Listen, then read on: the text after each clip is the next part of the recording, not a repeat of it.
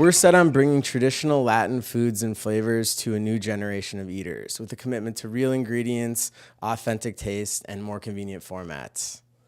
So we started the company by introducing two organic seasonings, sazon and adobo, which are kind of staples of any Latin kitchen. We did that because the flavor is the heart of the cuisine. We moved on then to introduce a line of ready-to-heat organic rice meals. So rice and beans, obviously a traditional pairing, and then rice and quinoa, a more modern take, and both are flavored with our sazon. The idea being that we can have, allow people to have these foods and flavors a part of their life more often when you don't have to spend an hour cooking proper rice and beans. What makes it different is our use of ingredients, only real stuff. Really, when you look at kind of the Latin food world as it stands, it's kind of stuck in an old place. Still using artificial colors, artificial ingredients, MSG, kind of non-transparent brands that you aren't really sure where they stand on things. And we really feel like our foods and our flavors are from a home-cooked place and made of only real things and much more pure.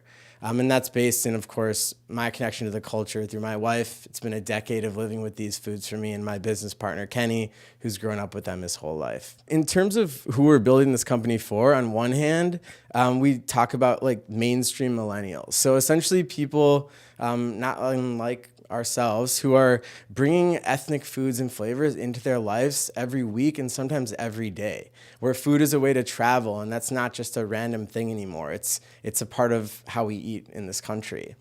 And secondarily, we talk a lot about the modern Latino family.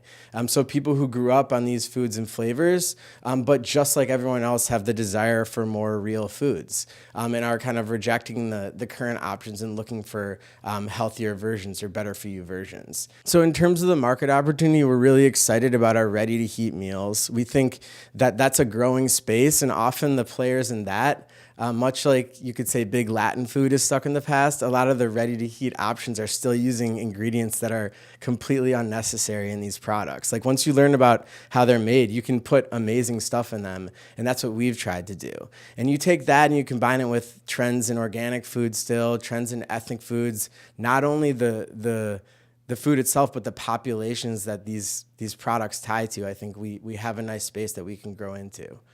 I would say we're early stage, definitely in terms of our vision, but we are, in terms of quantifying that, we're probably aiming to hit a 100K run rate in terms of our revenue in the next few months. So we've had some pretty steady growth. All of that has mostly been through online sales. So that's kind of an interesting part of where we are at as a company, is we have not put any focus on traditional brick and mortar retail. It's in a sense been driven by our audience and the reaction we've gotten through social media and where our community has grown. And you can't serve people in Denver if you don't have a store in Denver. So we're like, let's sell online. We got to go and kind of feed the mouths and minds that are kind of connecting with our company. So that's why we've done that so far. The biggest surprise has been a pleasant one, and it's the industry itself, the people that are involved in this effort to kind of build the next generation of food brands. It feels like everyone's trying to like share information and do this together because the big guys are still the big guys, but we talk about this a lot, and when we were starting this company, is like you walk through a grocery store and there's still a lot of room for better quality and real ingredient products to be on shelves. And I don't think the world's going to suddenly decide that they want less healthy things. So we're excited to be a part of that world, and just everyone kind of seems like they're working together. And that's a surprise coming from some more competitive industry backgrounds that both of us have had. We're definitely focused on building an omni-channel brand, and currently most of our effort has been through online sales. So we definitely need help when it comes to moving into that retail side of things.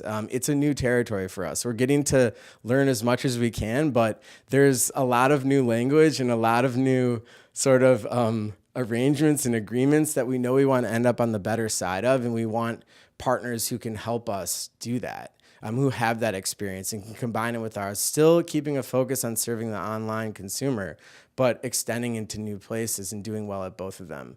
And then beyond that, just extending the lines we have, the best ways to do that responsibly, and also looking at new lines, because we do see this as a platform brand.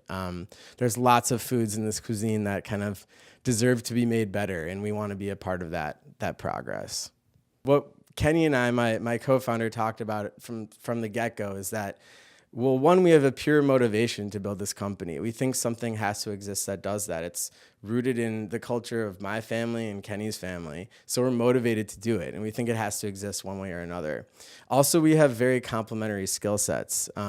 Like to say a bit of art and a bit of science. So I come from a branding and marketing background, working on agency side for the past 10 plus years. Kenny comes from the world of data. He's a data scientist and an analyst. So we've been able to be very aware of both sides of that equation since the get-go, and we want to continue to build a company that is a modern brand that's growth is being driven by an understanding of data, and that's our path forward.